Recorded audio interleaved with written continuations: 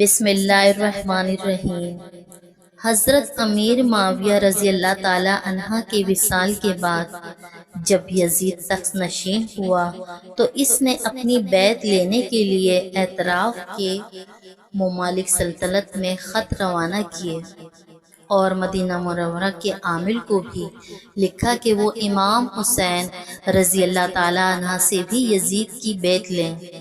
چنانچہ جب عامل مدینہ حضرت امام حسین رضی اللہ تعالی عنہ کی خدمت میں یزید کی بیعت لینے کے لیے حاضر ہوا تو حضرت امام حسین رضی اللہ تعالی عنہ نے یزید کی فاسق فجور کی بنا پر اسے خلافت کے نااہل قرار دیا اور شجاعت اور دلیری کے ساتھ جواب دیا، میں اس ظالم کی ہرگز بیعت نہ کروں گا۔ یزید بڑا فاسق فاجر تھا اور اس کے فسق فجور ہی کی پیش نظر حضرت امام حسین رضی اللہ تعالی عنہ اس کی بیعت سے انکار فرما دیا تھا، اور یہ بھی معلوم ہوا کہ حضرت امام حسین رضی اللہ تعالی عنہ شجاع ابن شجاع تھے۔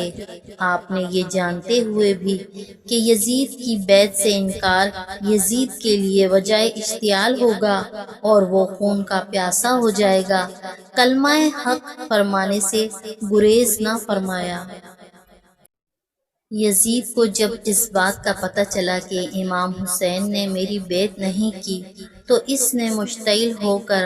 عامل مدینہ کو حکم بھیجا کہ امام حسین کو میری بیعت پر مجبور کرو ورنہ اس کا سر کاٹ کر میرے پاس بھیج دو۔ حضرت امام حسین رضی اللہ تعالی عنہ کو جب اس یزیدی حکم کا پتہ چلا تو آپ نے مدینہ منورہ کی سکونت ترک فرما کر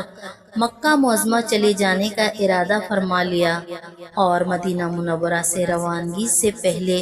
رات کو نانا جان حضور سرور عالم صلی اللہ تعالی علیہ وسلم کے مزار انور پر حاضر ہوئے اور رو رو کر عرض حال کرنے لگے،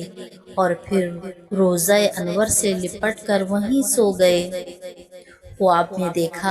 کہ نانا جان تشریف لائے ہیں اور آپ نے حسین کو چوما اور سینہ اقدس سے لگایا اور فرمایا، بیٹا حسین، ان قریب ظالم تجھے کربلا میں بھوکا پیاسا شہید کر دیں گے، تیرے ماں باپ اور بھائی تیرے انتظار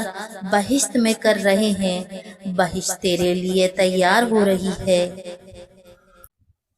اہل عراق کو جب معلوم ہوا کہ حضرت امام حسین رضی اللہ تعالی عنہ نے یزید کی بیعت نہیں کی اور آپ مکہ معظمہ تشریف لے آئے ہیں تو انہوں نے متفق ہو کر امام رضی اللہ تعالی عنہ کی خدمت میں خط بھیجنے شروع کیے،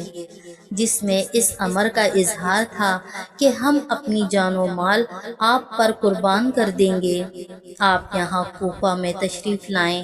ہم آپ کی بیعت کر کے آپ کے حکم سے ظالموں سے مقابلہ کریں گے اور آپ کا بہرحال ساتھ دیں گے۔ اور تمام جماعتوں اور فرقوں کی طرف سے 150 کے قریب خطوط حضرت امام کی خدمت میں پہنچے۔ کوفیوں کی بے وفائی کے مشہور ہونے کے باوجود حضرت امام رضی اللہ تعالی عنہ نے ان کی درخواستوں پر توجہ اس لیے فرمائی تاکہ کل قیامت کے دن وہ لوگ یہ نہ کہہ سکیں کہ ہم ظالموں سے مقابلہ اور ان سے رہائی کے طلبگار تھے، لیکن ابن علی حسین رضی اللہ تعالی عنہ نے ہماری کسی درخواست پر توجہ نہ فرمائی۔ حضرت امام عالی مقام نے تمام حجت کے لیے اپنے بھائی کو کوفہ بھیج دیا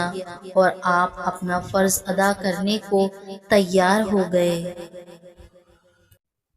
قافلہ ایک دشت میں رہ گیا پیاسا، جن کی معراج تھی کوثر انہیں پانی نہ ملا۔